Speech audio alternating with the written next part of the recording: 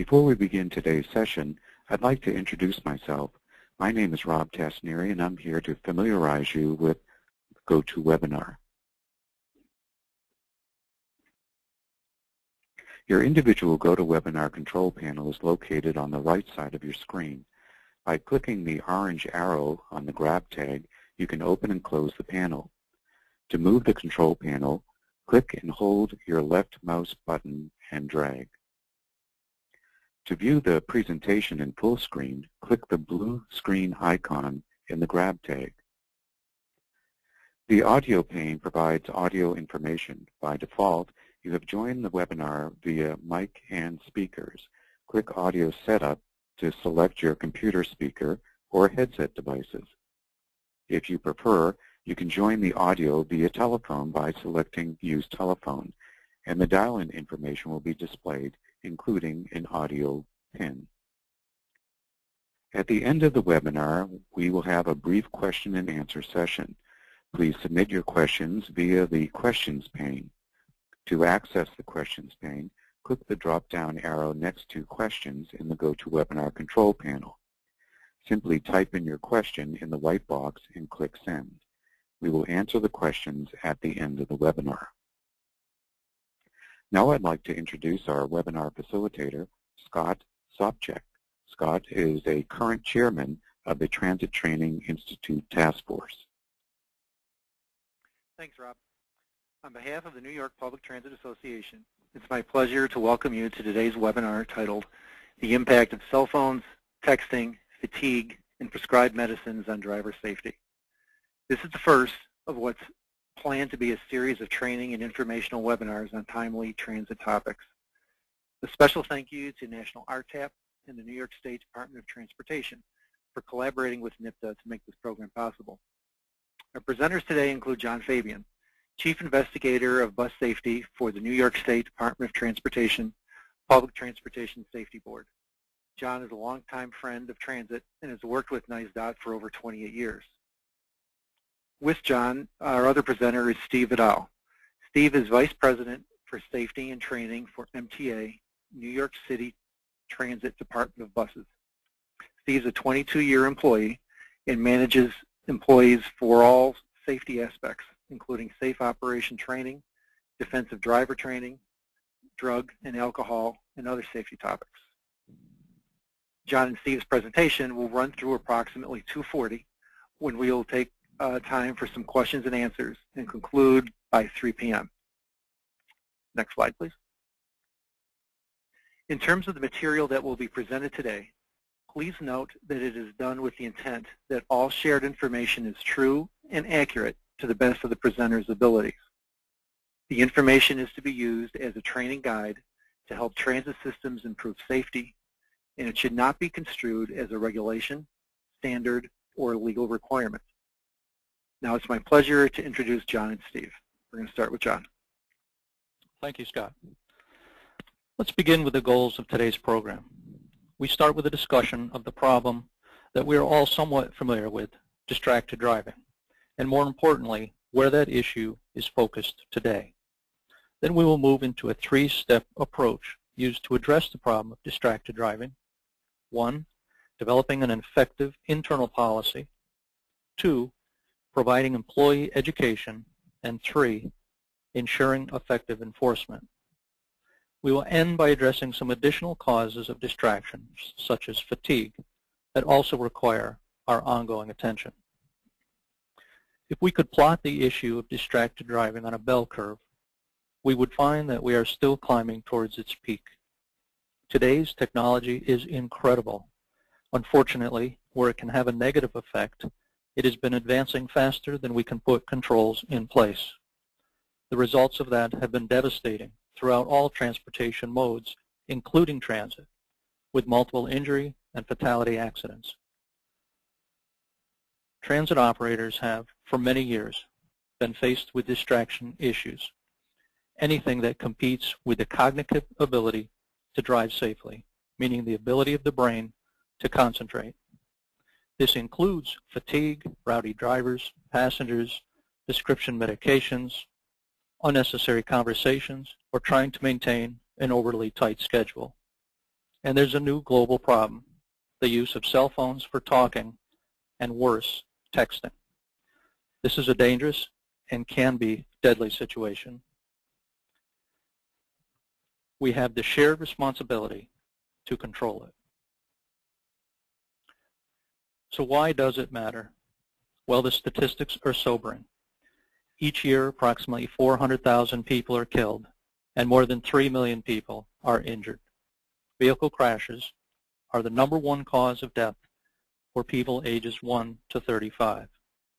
Almost 80% of crashes and 65% of near crashes happen within 3 seconds of some form of distracted driving. Nearly 20% of all distracted driving fatalities involve use of a cell phone. Unfortunately, driver fatality due to cell phone use is now the #1 killer of teens in America. The list goes on. The Center for Urban Transportation Research, as we know as CUTR, with assistance from TSI, Transportation Safety Institute, Florida DOT, and Florida State University, produced a comprehensive video and training program on the dangers involved in distracted driving. The video, which contains the statistics I just shared with you, can be downloaded and used as a training tool for your employees. At the end of this webinar, we will provide links to access that program. The course defines distraction. It describes the risks, identifies tips for prevention, and interprets regulations, laws, and policies. Our thanks to CUTR and its partners for allowing us to promote and use this program. My co-presenter Steve will talk about what distraction is. Thank you, John. First, it's important to know that while the increased use of technology has many of us believing that we are successful at multitasking, the truth is multitasking is really a myth. The brain can juggle tasks rapidly. However, the brain is switching attention between the tasks, performing only one at a time. A person who is talking on a cell phone while driving is performing both tasks with divided attention. The brain is overloaded by incoming information, and to handle this overload, it does not process and store all of the information. The brain prioritizes some information for attention and possible action and filters out some of the other information. The CUTR research team defined distracted driving as a non-driving activity a person engages in that has the potential to distract him or her from the primary task of driving and increasing the risk of crashing. In other words, distracted driving is any non-driving activity that a person engages in that has even the potential to distract the driver from the primary task of driving. These distractions include eating, texting, talking on a cell phone, talking to a passenger, reading, and yes, grooming. These result in 3 distinct types of distractions.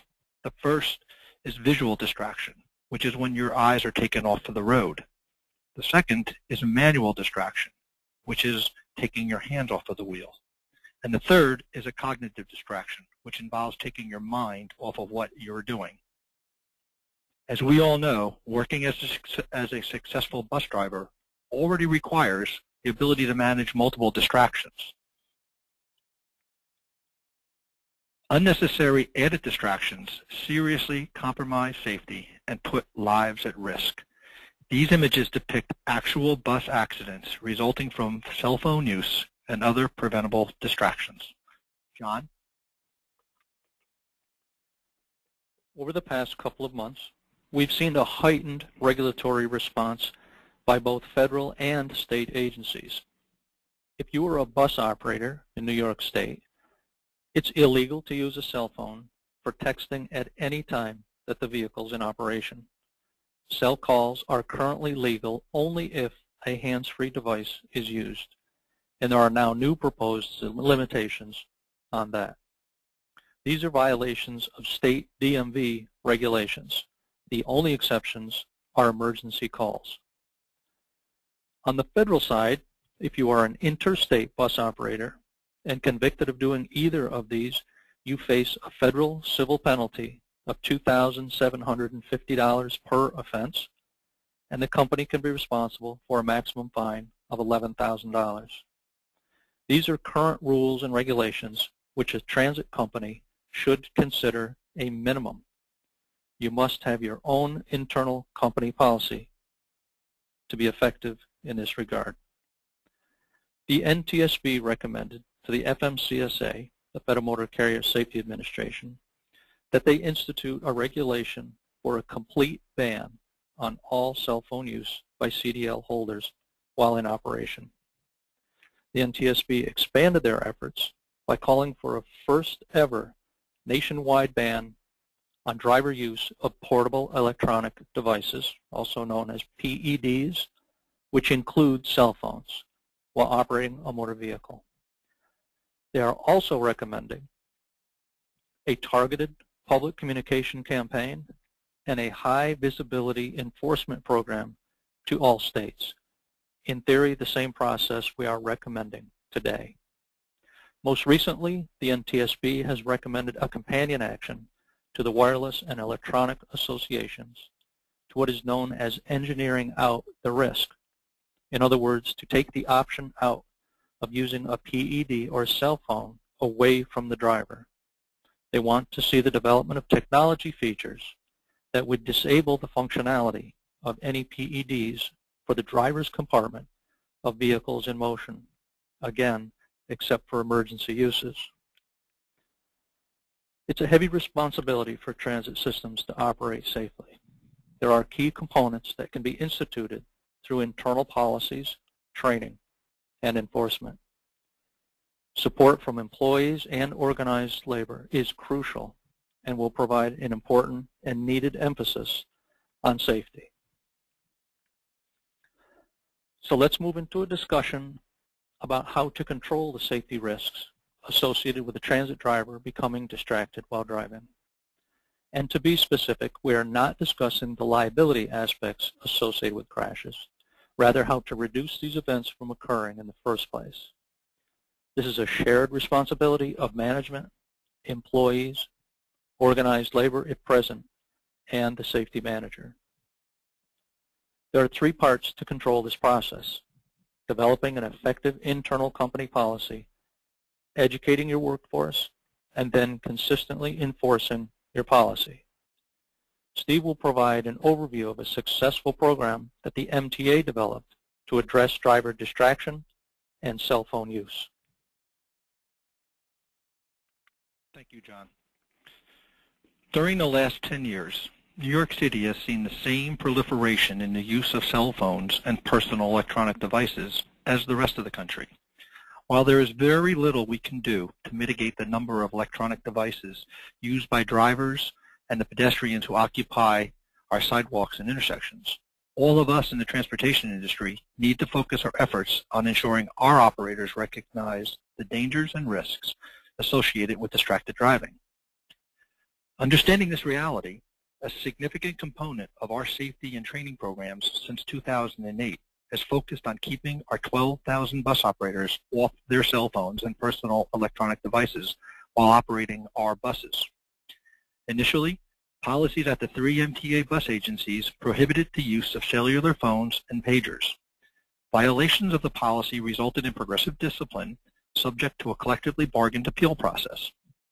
Enforcement of this policy became a top priority and involved a series of initiatives. These included large-scale, specially focused safety blitzes where bus management interacted with operators to reinforce the policy, and issue violations were identified. In addition to the safety blitzes, we ramped up our existing in-service observation ride program to enhance our focus on cell phone violations.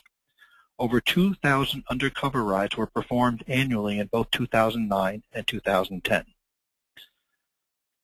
Unfortunately, despite these significant levels of enforcement, over 600 cell phone violations were issued in 2009 and 2010, resulting in disciplinary action against offending operators.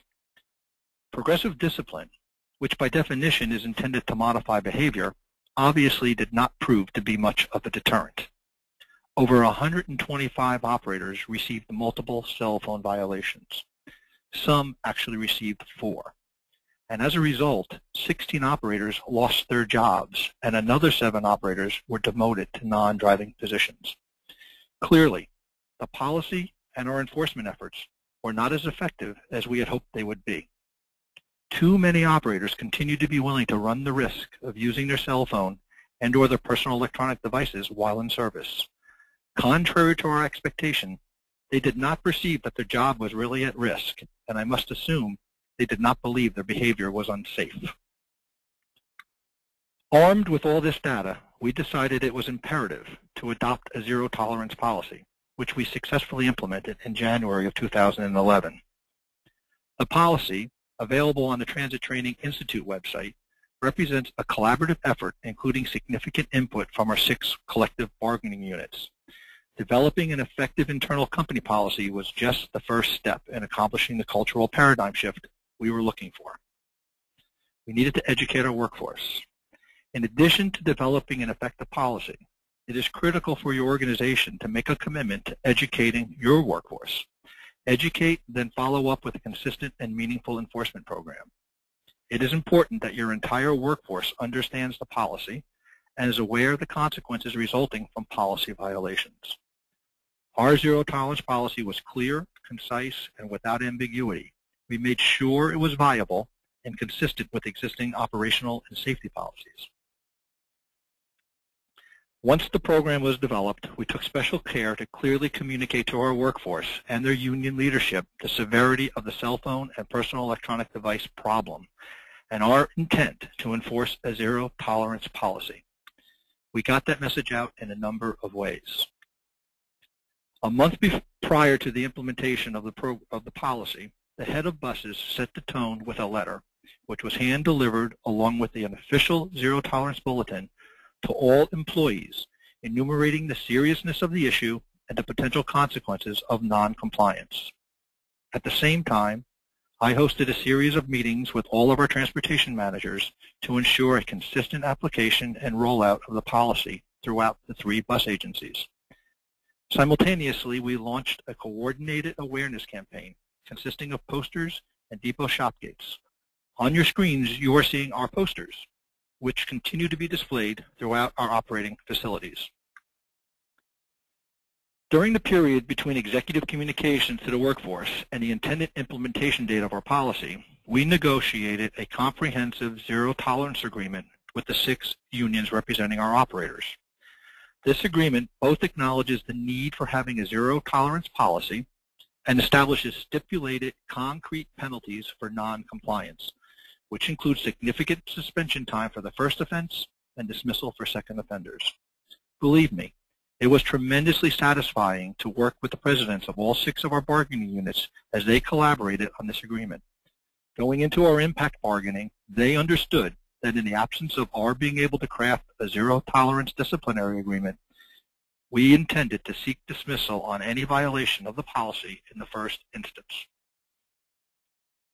While each of their collective bargaining agreements provides for an arbitrator to decide on the appropriateness of a dismissal, the union presidents also recognized that awards already existed where arbitrators have ruled that an employer may implement a zero-tolerance policy with respect to certain types of misconduct, so long as a rule is reasonable, is communicated to all employees, and is applied in a consistent manner.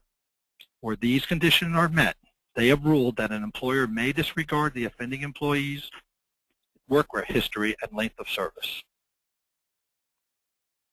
As we all know, once a case goes to an arbitrator, the outcome is never a guarantee.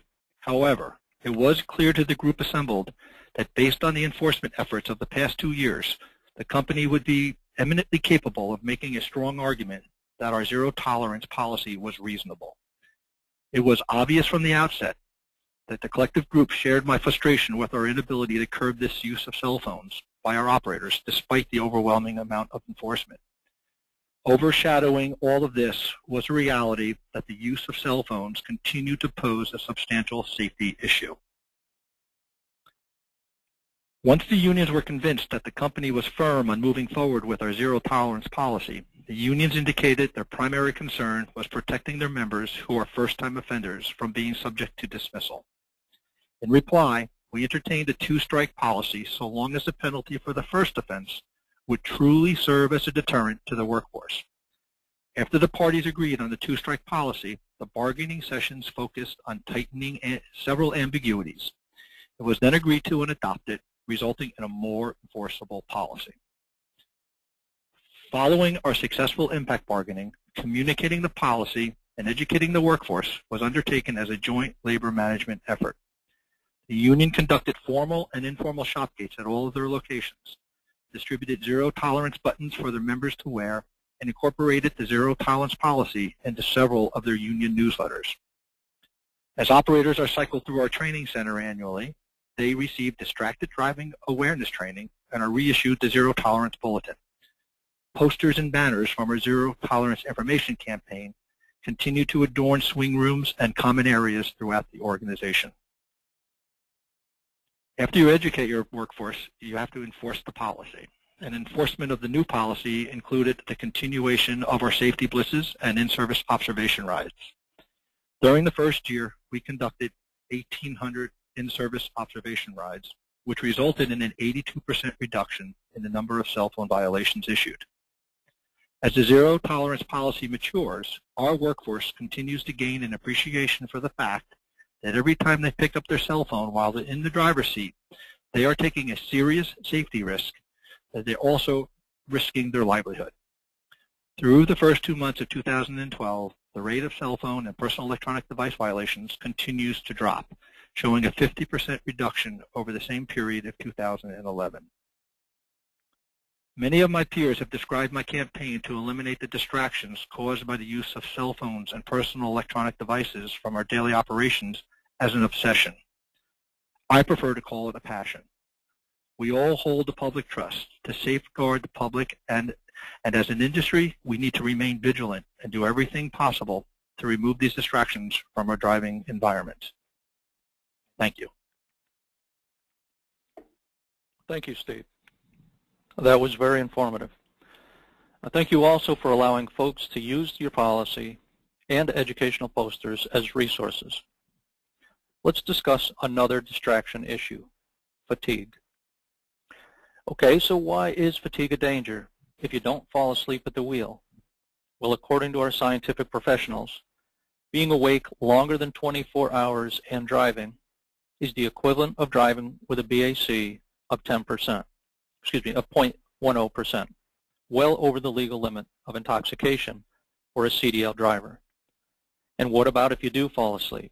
We all remember the March 2011 bus crash just north of the Bronx, where 15 lives were lost and multiple critical injuries resulted from a driver suspected of falling asleep at the wheel and crashing. And what about the bus that slammed into the parked tractor trailer on Route 390 near Rochester, New York in January 2005, where 4 people were killed and 19 severely injured, also fatigue-related? That lawsuit was just settled last month for $36 million. There are others, too many others. National estimates are 1,500 deaths, 71,000 injuries, and 100,000 fatigue-related accidents occur per year. Think about our effort to keep a bus in good running condition and safe on the road. Preventive maintenance inspections, corrective maintenance, retrofits, constant oil and fluid changes, tires, brakes, lots of money and time. So in comparison, what are we doing to keep our bus operators fit and safe on the road? Well, physicals are preventive maintenance inspections. Prescription medication are corrective maintenance. Retrofits are a new heart valve. You get my point. We need to stay in tune with our operators' condition, both physically and mentally, and coach them to be healthy. The American College of Occupational and Environmental Medicine describes fatigue as a diagnostically nonspecific condition. It can be a hidden danger at any time. Fatigue can be caused by a number of things: sleep-related medical issues, prescribed medications, lack of sleep or awake schedules, both on and off the job. One of the more common medical fatigue issues is OSA, or obstructive sleep apnea. One Canadian study concluded that drivers who have sleep apnea are twice as likely to crash as others. This is a condition that is common in people who snore a lot, or who are considered obese, or just have a throat or jaw structure that lends itself to the condition. It causes the person to temporarily stop breathing during the night due to a closing of the throat. So who has sleep apnea? Estimates are that 1 in 5 people have a mild form and 1 in 15 people have a moderate form of sleep apnea. This represents about 18 million Americans. Loss of sleep can cause impaired physical performance, including reaction time, eye-hand coordination, judgment, memory, and mood swings.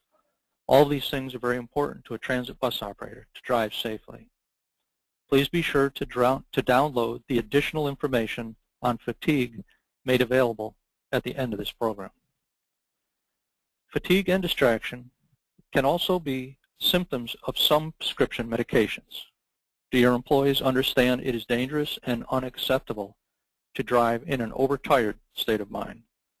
Do you have a clear policy? Does it state that if an employee is in a fatigued situation that will adversely affect the ability of the person to drive safely, they must report the condition to management? Management, in turn, must act appropriately. Your policy and training for employees must include information addressing their responsibility for keeping themselves healthy and alert when reporting for work. Some agencies include in their policies that all prescription medications must be reported to the company's MRO, or Medical Review Officer, for their review. Remember also, this is reviewed by the medical person conducting work physicals. However, consider that employees frequently get scripts during those interim time periods. Just referring to the pill bottle's instructions that the drug may cause drowsiness or affect driving may not be sufficient, but it is a good start. Many drugs have interactions with others that react differently with different people. So employees should be trained to discuss these possibilities with the prescribing physician and alerting the doctor to the fact that they are a professional commercial driver. Your internal MRO, or SAP, substance abuse professional, can also be tasked with the evaluation of an employee's prescriptions, and then they will be responsible to the employer for the employee's readiness to perform safety-sensitive duties. To support your training and efforts in this area, I suggest you participate in the 1-week-long New York State DOT PTSB, Public Transportation Safety Board, bus accident investigation classes known as BAITFISH. The program, for those who have not attended, includes a 1-day of training on fatigue and effects of medications on transit employees. The classes are free and required, actually, to all STOA recipients, and then open to anybody else if there is space available. That application can be found on the NYSDOT.gov website under Buses, under PTSB, under Bus Training Courses, and also found on the NYPTA Transit Training Institute website. Well, we've just scratched the surface talking about distraction issues today. There are many others, including food, passenger conversation, and tight scheduling, that impact driver performance and ultimately the safety of services that we provide. In our busy lives, who hasn't been guilty of eating while in a vehicle? Besides me, of course. Cognitively chewing, drinking, enjoying the moment takes our brain away from the need functions of operating the bus safely. Use of at least one hand to hold food, wrappers, bottles of soda, only one other hand to control the bus for other functions, such as door controls, heaters, radio, and lights. Well, think about it. How do you open a bottle of soda with one hand? Do we use two? Now who's driving the bus? Do we reach for items, taking our eyes off the road? Do our hands get greasy from eating a bag of potato chips? So how do we monitor this? Well, route observation rides and passenger compliance help but a simple review of the driver's compartment for what I call dash trash will give you a good understanding of which employees may be the violators of your internal policy. And how about conversation? Most of us have signs in our buses that say, unnecessary conversation with the driver is prohibited.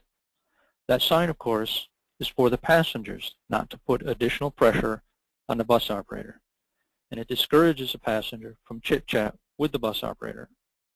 However, once the bus operator responds with open conversation with a passenger, it becomes a driver issue, not a passenger issue. It is understood that some conversation is inevitable and appropriate, and management must tolerate the risks that are increased that are involved here. But training the bus operator to manage that risk is the proper way of mitigating undesirable events.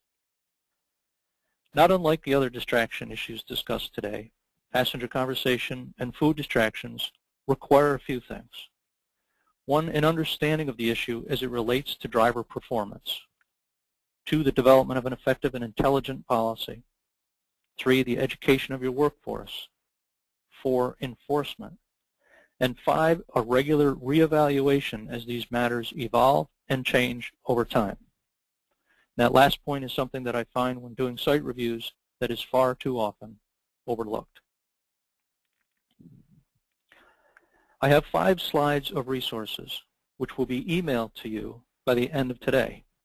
This information is also available online at www.transittraininginstitute, no spaces, .org. Thank you very much. And Steve, I think this is a good time to take any questions. Scott, can you assist us in that process? Sure, John. We've been getting in some questions, and we can go ahead with that part of the webinar. We may have received more questions that we'll have time to answer. If that's the case, NYPTA will post some additional responses on their website after the webinar, but you may need to be patient. Probably won't be able to be posted until tomorrow, probably tomorrow morning. In fact, that speaks to one of the questions. I know there was one that came in. Someone went to look for the NTA policy at the TTI website, and they weren't able to find that. I believe that's probably the case. Maybe it just hasn't been posted yet. But along those lines, maybe Steve, if you could just, some of the questions, if you could speak a little bit about some of the more specifics about your zero tolerance policy. You mentioned there was a 2-step, and I guess also by zero tolerance, does that mean the phones cannot be present on board the vehicle? Does that mean they can't be turned on? What exactly does that mean? Yes, thanks, Scott. The policy is really, when it gets posted, you'll see that the operator has to have the phone off and out of sight, and he can only use the phone when the bus is not in service, and he cannot use it even if the bus is out of service from the driver's compartment. He has to get out of the driver's seat and away from any indication that he might be operating the vehicle. So that's what you'll see when you look at the policy. It defines any personal electronic device. It includes, I should say, any personal electronic device in the policy. Okay. Yeah, I know one of the things, just from an operator standpoint too, the line is getting blurrier as far as, I mean, there's cell phones and there's such a myriad of different devices out there. One of the questions that came in kind of speaks to that a little bit. Some of the push-to-talk type cell phones. You know, Nextel is one. It's kind of a hybrid between a cell phone and a two-way radio. Question came in as far as the legality of that type of system. John, do you have any experience with those? Sure.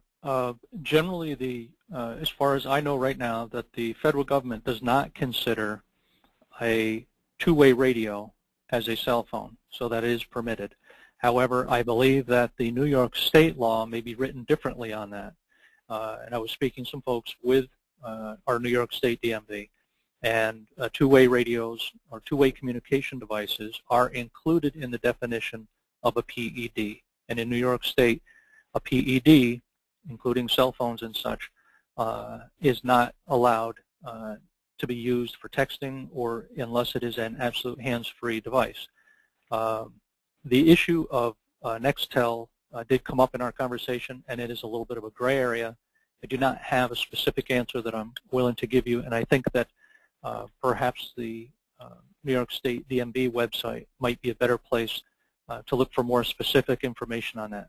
There's a lot of information that is changing, as we know, both federally and state, and there is a lot of pressure, obviously, to make driving as safe as possible, and we're going to see changes and changes and changes in this area until we can try to get a handle on it. So we may have some areas that are a little bit of a gray area, and certainly that Nextel phone could be. I think one thing that we have to realize is that this is for everybody's safety, and it's to avoid the distraction issue and being involved in a crash. Now, if somebody was using that for an emergency situation, even though it may be considered, you know, a device that's not in the not a hands-free device, I think that would be more important of an overriding situation to make sure that an emergency call went through and that it was not a distraction as the person is using it. A lot of these rules are interpreted by individual police officers who are watching and observing what they feel is a violation, and a lot of times it is up to that individual to determine the actual situation as to whether or not it is a violation of the policy. I'd like to interject, though, that despite whatever the legal definition or requirements are, as operators, we have the ability to set the policy and go beyond what the legal restrictions are. So, you know, while their hand-free cellular usage is legally permissible, our policy prohibits that. And I encourage any, you know, carrier out there who's trying to set a policy to look very, very closely at adopting as restrictive a policy as you possibly can. You really want to make sure that you eliminate whatever distractions may be presented to your driver while they're out there with your vehicles. So, you know, John and I have worked together on proposing different ways of addressing these legalities, but when it comes right down to it, you know, you got to help yourself, and you have to establish policies that are going to be in the best interest of your agency as well as the riding public. Yeah, I think, and you probably have to, to a certain extent, adapt it to local situations. I think the question that came in, and is true in a number of upstate areas, in the case I think of the Nextel, they get better coverage with that type of phone system than they may with the two-way radio. And I guess, and correct me if I'm wrong, but I guess that would be a situation where as long as the phone was used as a two-way radio, just for essential communication, short, quick, one-line type communication, that would certainly be under the spirit of essential communication and safety. Another thing that came up, it's mentioned several times in the presentation as far as exceptions for emergencies. Now, I know as an operator, one of the first comments you get back from drivers when you talk about cell phone restrictions as well, an emergency, and they're usually referring to personal emergencies, you know, someone's got to get a hold of me, I need it for emergency purposes. That comes up a lot. I think it's probably the most common pushback that you get. My response, and again, might want to point out where I may be off here, but my response has been, if you have a personal emergency, that's not the type of thing I want you to find out about while you're behind the wheel of a public bus. We have a procedure in place where we direct our families, if there is such a situation, to contact the office. And if a driver needs to be relieved, we'll make those arrangements and then explain to them what the reason for the replacement is when we see them and when we can have a relief driver in place.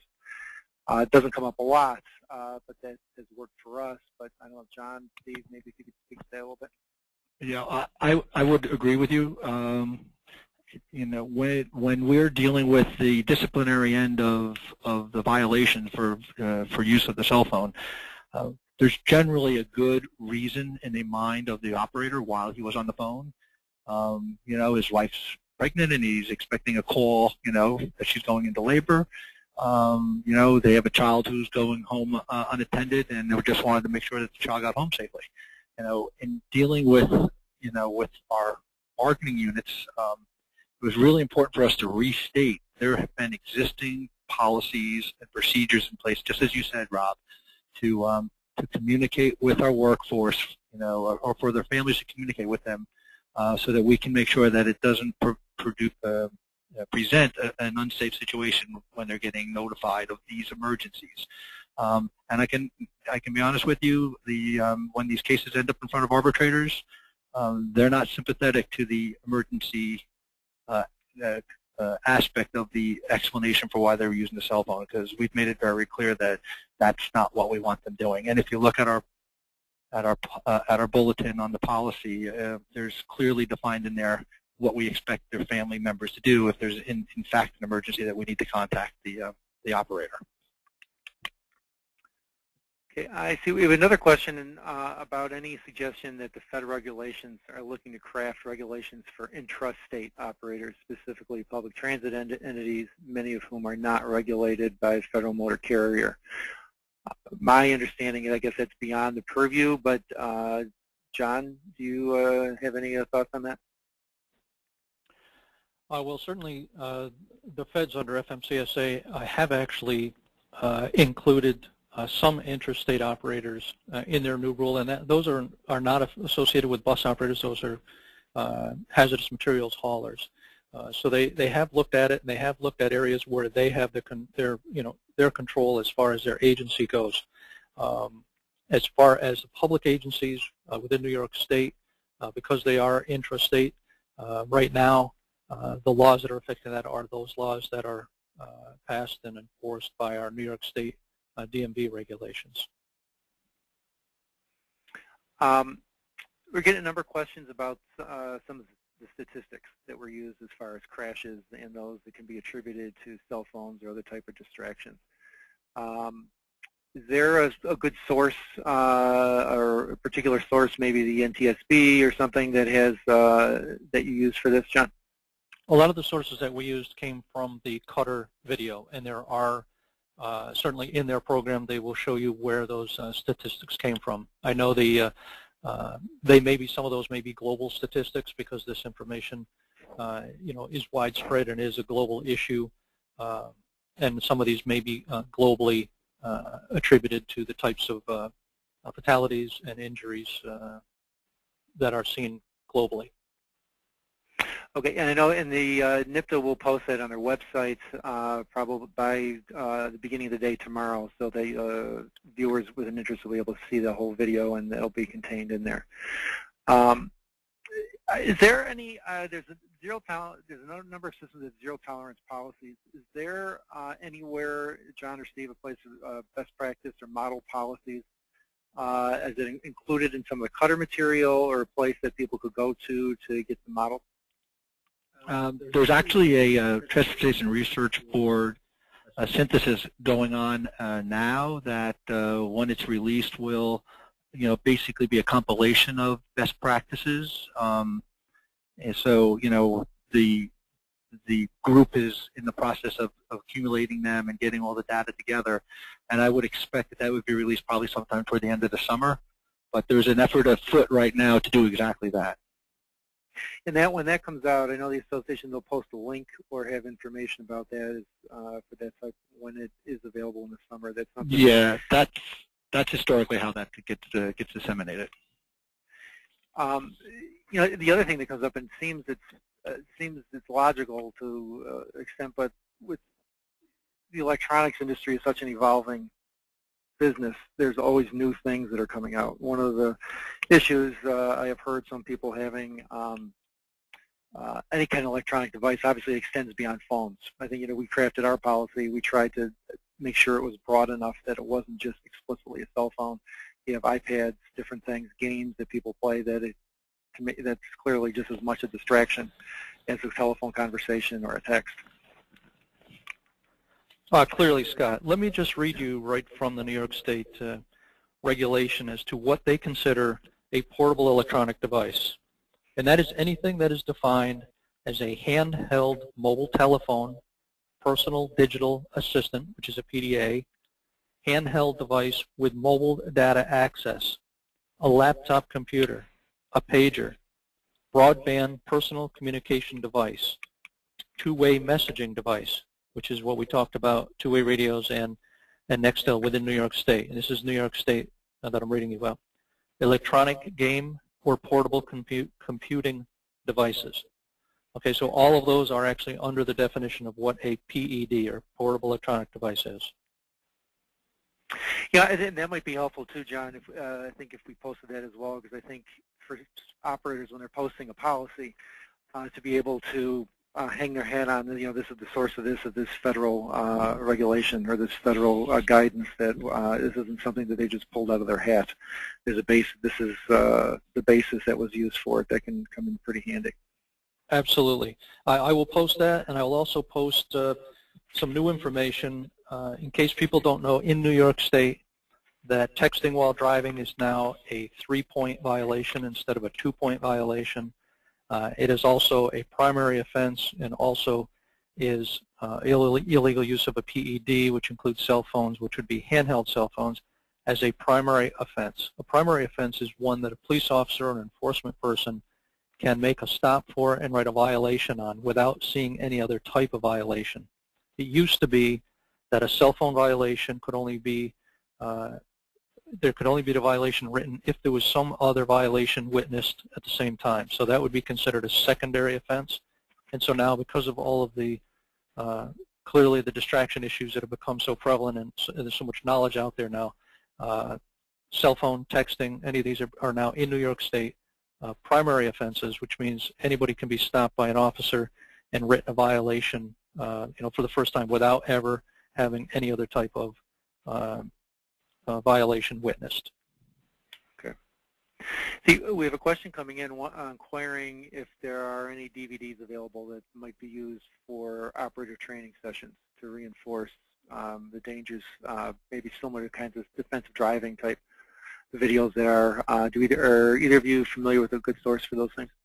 Well, the Cutter video is what that will be on the website, is really having looked at several of these programs over the last several months, is one that just jumps right out at you as addressing the issue, and it's real when it comes to how it's received by the operators.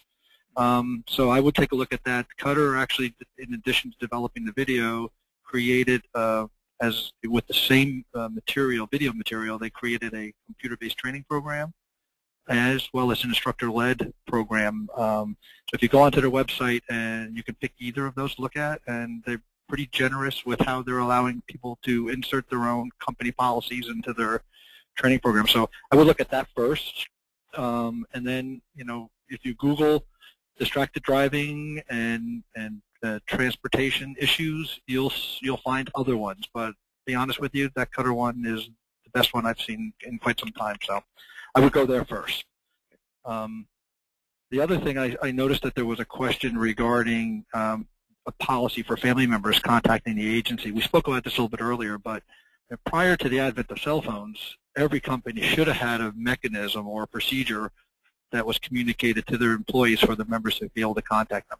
I think we need to go back and look at that as though cell phones aren't available, and try to restructure, if it's kind of disappeared out of your policies, to reinstitute them, because I think we just acclimated to the cell phones without regard for the safety risk that it was posing. So I would strongly encourage everybody to go back and look at what their policies were prior to the last 4 or 5 years, because I would be surprised if policy didn't exist, or procedures for family members to contact their loved one who happens to be working for an agency and driving a bus. Okay. I see a question came in. If the phone is used, the camera feature on the phone is used to record an accident or an injury, and I guess my thought would be that would be a situation where the phone wouldn't come out or be turned on until the bus was safely stopped, or there's a situation where obviously the bus wouldn't be considered in operation. Right. Do you agree? Yes, definitely. In those situations, I see the question also, an accident or injury inside the bus. A violation using a PED is one where the person is in the act of driving, which means the vehicle is turned on, the person's in the driving seat. So if you have a situation like that, it would seem like 100% of the time the safety policy would be to pull the vehicle over to the side remove that person. The driver would be out of the driver's seat. And if it is a situation where it's needed for other things and it's not driving, then certainly it's not considered a violation of the cell phone policy or cell phone use. Again, these are all dependent on internal policies and are there for the best safe driving ability of the bus. And I think we might be out of time, Scott. I know there might be some house clearing issues that we might need to get to. Yep, okay. I want to thank everyone for participating in today's webinar. As I indicated at the beginning of the program, NYPTA is putting together a program schedule of some future webinars. We have one that's going to be coming up in May that deals with prescription medication. We don't have a firm date in May, but if those who are participating, if you keep an eye out, we will provide information about that date when it becomes finalized. We are also, along those lines, are interested in ideas that participants may have for future webinar topics. You can submit those two ways. You can contact the New York Public Transit Association at info@newyorktransit.org, or we will also be sending you a webinar evaluation. And you can, when you complete that, you can return that to NYPTA along with any ideas for future webinar topics. I want to thank John and Steve and Rob and everyone involved for putting this together. We had good participants. I think we got some good questions in. And thank you all for participating, and hope to have you all back again in May.